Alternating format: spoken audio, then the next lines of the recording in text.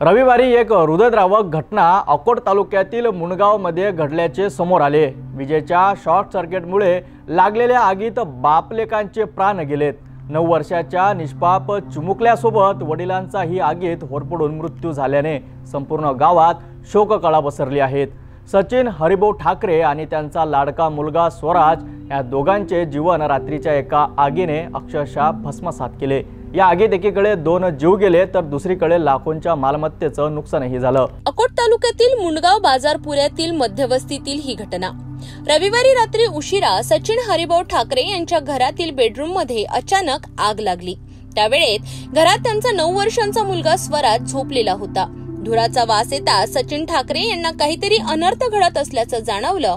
तसेच त्यांनी धाव घेत मुलाला वाचवण्याचा प्रयत्न केला, पण हा प्रयत्न त्यांच्याच मृत्यूचं कारण ठरला। दुर्दैव असं की धुरामध्ये गुदमरून व आगीत भाजून वडील आणि मुलगा दोघेही गंभीररित्या जखमी झाले। दोघांनाही तातडीने अकोला जिल्हा सामान्य रुग्णालयात दाखल करण्यात आलं, पण डॉक्टरांनी त्यांना मृत घोषित केलं। आगीच्या घटनेनंतर गावकऱ्यांनी सुरुवातीला आग विझवण्याचा प्रयत्न केला। काही वेळाने अग्निशमन दलाची गाडीही घटनास्थळी दाखल झाली, मात्र तोवर खूप उशीर झाला होता। या आगीत घरातील दागिने, साहित्य आणि रोकड असा एकूण 8,60,000 रुपयांचं नुकसान झाले। घटनेची माहिती मिळताच अकोट ग्रामीण पोलीस ठाण्याची एपीआय आपल्या पथकासह तसेच नायब तहसीलदार, मंडळ अधिकारी आणि तलाठी यांनी घटनास्थळी धाव घेत पाहणी केली।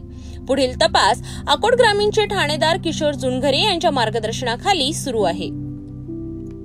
दर्शकांनो, एकच घर, एकच आग, पण दोघांचे प्राण गेलेत। ही केवळ बातमी नाही, ही आहेत आपल्या समाजासाठी एक इशारा। विजेच्या शॉक सर्किटमुळे दरवर्षी अनेक दुर्घटना घडतात। सुरक्षतेसाठी आपण कितपत सजग आहोत याचा विचार करा आणि सुरक्षित राहा।